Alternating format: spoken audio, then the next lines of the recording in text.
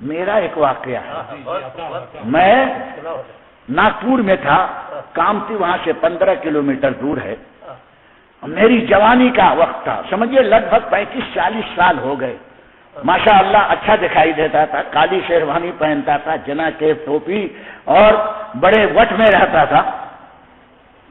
لوگ آئے اور کہنے لگے ہمارے ہاں بابا آئے ہیں، میلاد کا پروگرام رکھا گیا ہے، تقریر آپ کریں۔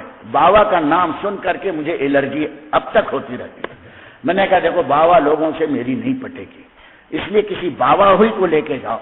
میں کہیں گیا اور کوئی خلاف شرع بات دیکھی تو تردید کروں گا، میرے اوپر واجب ہو جائے گی، آپ لوگوں سے برداشت نہیں ہوگا تو بھیا جھگڑا فساد مت کر لو، جاؤ تم لوگ میلاد کر لو۔ لیکن نہیں مانے، گاڑی میں بٹھا دیا اور مجھے لے کر کے گئے، کہنے لگے کہ چلیے بابا سے پہلے ملاقات کر لیں۔ میں نے چلو کر لیتے ہیں۔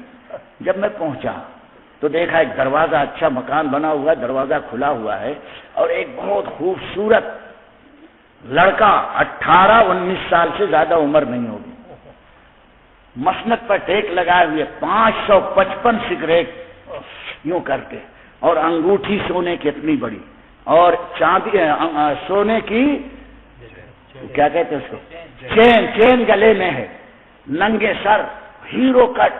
میں نے کہا بابا کہاں ہے؟ تو بولے یہ۔ ارے میں نے کہا یہ تو ایکٹر معلوم ہوتا ہے، ذرا بیچارے چونکے۔ میں نے یہ بابا ہے، کلین شیپ۔ جا کر کے دروازے پر میں پہنچا تو کیا کہتا، آؤ مولوی آؤ ناشتہ کرو۔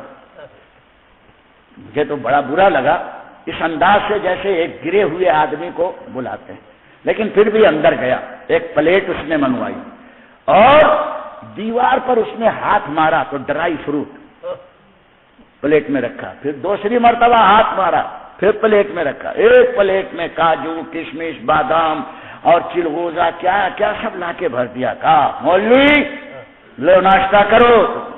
میرے پیر و مرشد نے اس وقت سہارا دیا۔ ایسے ہی موقع پر پیر کام ہوتا ہے، یہ میرا اپنا کام ہے، ممبر پر بیٹھ کر بول رہا ہوں۔ میں نے کہا میں چوری کا مال نہیں کھاتا، تو جتنے بیٹھے تھے سب مجھے دیکھنے لگے، یہ بابا کے ساتھ ایسی جرات کر رہا۔ میں نے کہا چوری کا مال۔ وہ بولے کیسے چوری؟ میں نے کہا آپ نے پیسہ دیا؟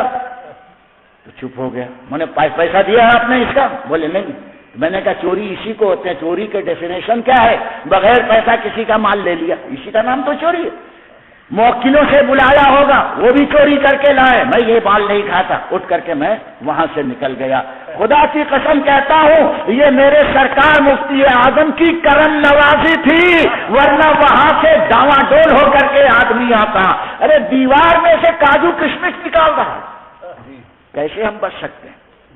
لیکن نکل آیا میں، یہ سرکار کے سلسلے کی، غوث پاک کے سلسلے کی برکت تھی۔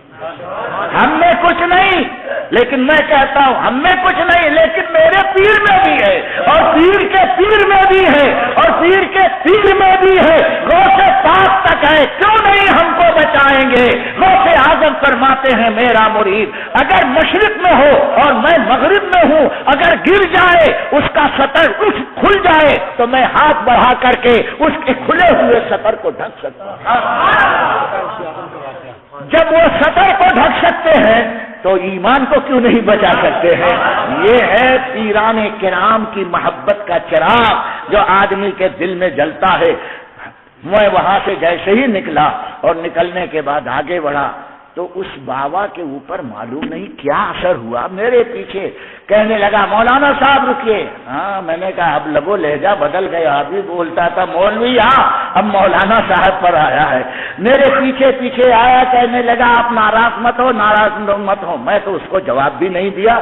سامنے ایک نیم کا جھاڑ تھا، نیم کیا بولتے ہیں اس کو، نیمڑا، نیم کا درخت تھا، چھوٹا ہی تھا، اس کے برانچز، اس کی شاخیں نیچے تھی۔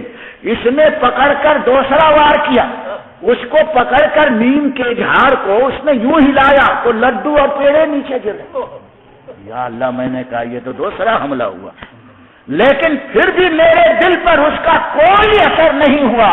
میں یہی سمجھتا رہا یہ شعبدے باز ہے، مکار ہے، اور موکل کے ذریعے لوگوں کا ایمان لوٹ رہا ہے۔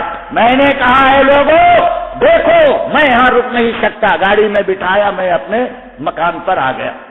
اور جب وہ مجھے چھوڑ کر جانے لگے میں نے کہا سن لو یہ ڈاکو ہے، چور ہے، فراڈی ہے. وہ کچھ بولے نہیں، جلے بھنے تو تھے. تیسرے دن آئے، کہنے لگے مولانا صاحب جو آپ نے پیشن گوئی کی تھی وہ صحیح کی تھی. میں نے کیا ہوا؟ بولے 3 kg سونا لے کے بھاگا. میں نے کہا کیسے 3 kg؟ بولے پورے گاؤں والوں کو اس نے الگ الگ پٹی پڑھائی کہ تم اگر 10-16 تولہ سونا دو تو دوسرے دن 6 بجے آنا، 20 تولہ سونا بڑھ جائے گا، میں وظیفہ کروں گا.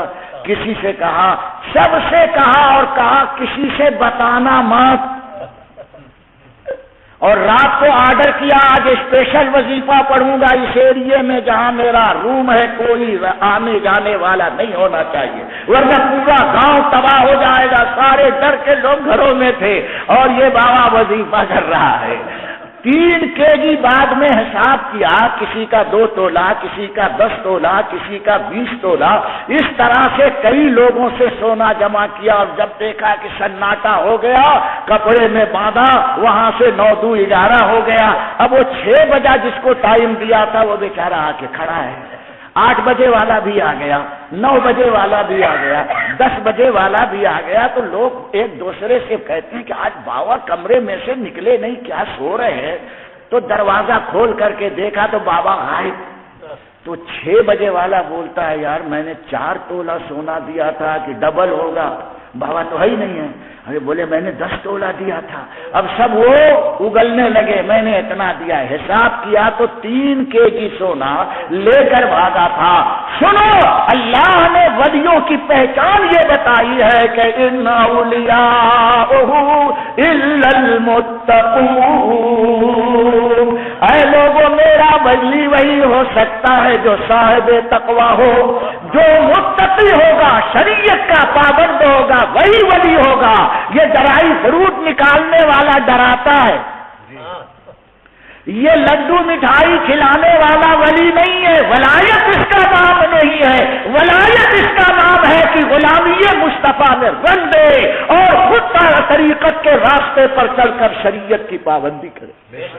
یہ ہے ولایت. ولایت کی ڈیفینیشن کوئی آسان نہیں ہے. مولا تعالیٰ سب کو سچے ولیوں کی پہچان کا جذبہ عطا فرمائے. اور غوث پاک کی برکتیں لینی ہو تو شریعت کا دامن پکڑنا ہوگا، یاد رکھنا. اور یہ اگر شریعت کا دامن ہاتھ میں آ گیا تو کبھی آپ غلط راستے پر نہیں پڑ سکتے، چاہے لاکھ کوئی پڑھائے. شیطان کی چکی میں نے بتایا تھا چلے گی، اس میں بھی آپ محفوظ رہیں گے. کھوٹی سے چپک جاؤ بس. کھوٹی سے جب تک چپکے رہو گے، قطب صاحب کے دامن سے وابستہ رہو گے، کوئی تمہیں گمراہ نہ کر سکے گا. تمہاری زندگی میں سب سے بڑا نور یہ ہے کہ شریعت کی پابندی کرتے رہو. وما علینا الا البلاغ.